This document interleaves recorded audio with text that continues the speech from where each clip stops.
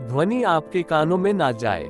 शुभ मुहूर्त में पूर्वाभिमुख होकर घर के एक एकांत कोने में एक आम की पटरी जो बनने के बाद धोकर सुखा ली गई हो, स्थापित करें और उस पर लाल रंग का 1.25 मीटर कपड़ा बिछाकर माता दुर्गा जी का एक चित्र स्थापित करें और कलश स्थापित कर दें। मां के चित्र के सामने संकल्प लें और धूप दीप फल पुष्प इत्यादि अर्पित करें। तदुपरांत नैवेद्य में बेसन के लड्डू का भोग लगाएं। एक जल का पात्र पास में रख लें। जाप के अंत में वो जल आपको पीना है। लाल चंदन, रुद्राक्ष या लाल हकीक की 108 दानों की माला ले, फिर गुरु के चरणों का ध्यान करें और गुरु मंत्र का जाप करें। उसके उपरांत श्री गणेश जी और श्री गौरी का सामान्य पूजा करें और 5 माला ओम गम गणपते नमः का जाप करें।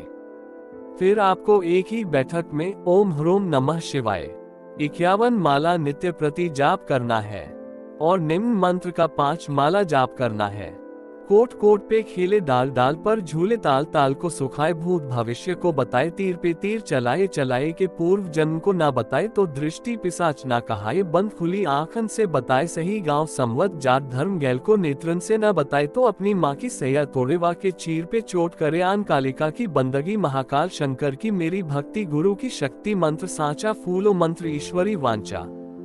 ये दृष्टि पिशाच का मंत्र है। एक बार अगर इससे आपकी नजर या दिव्य दृष्टि खुल जाती है, दोबारा बंद नहीं होगी। इस मंत्र की कर्ण पिशाचिनी के मंत्र की शक्ति के बराबर है, लेकिन कर्ण पिशाचिनी की साधना में आने वाले खतरे जैसे खतरे इसमें नहीं आते। कुछ ही दिनों में आपके सपनों में और आंख बंद करने के बाद आपको बहुत सारे सर्पों और साधुओं के दर्शन होंगे। साथ ही बहुत सारी विचित्र अनुभूतियां होगी जो कि बहुत विस्मयकारी होंगी। जाप के समय आपकी दोनों भौहों के बीच स्पंदन या खिंचाव महसूस होगा। आपके ध्यान में जाते ही आपके सामने चलचित्र की तरह आकृतियां आने लगेगी। आप इतने सक्षम हो जाएंगे कि कोई भी आदमी या इतर योनि का जीव भी आपसे कुछ छिपा नहीं पाएगा। आप जिस भी वस्तु या प्राणी का ध्यान करेंगे वो आंखें बंद करके ध्यान में जाते ही वास्तविक रूप से आपके सामने आ जाएगा।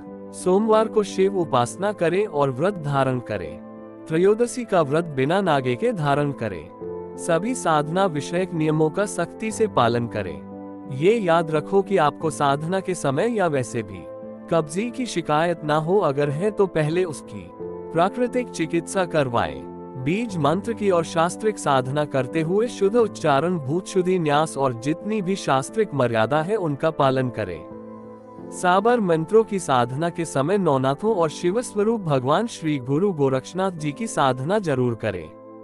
मैंने अपनी तरफ से इस लेख में कोई कमी नहीं छोड़ी और ये साधना मेरी अनुभूत है, कभी भी खाली नहीं जाती। फिर इस साधना को अपने गुरुदेव के निर्देशन में ही करें। अपने आप अपने मन को गुरु बना करिए।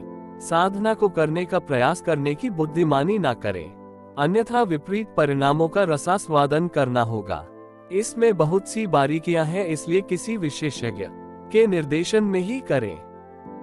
हमारे YouTube चैनल को भी सब्सक्राइब करें। नई नई और रहस्यमय साधनाएं एवं व्यवहारिक तंत्र सीखने के लिए चैनल को ज्वाइन करें।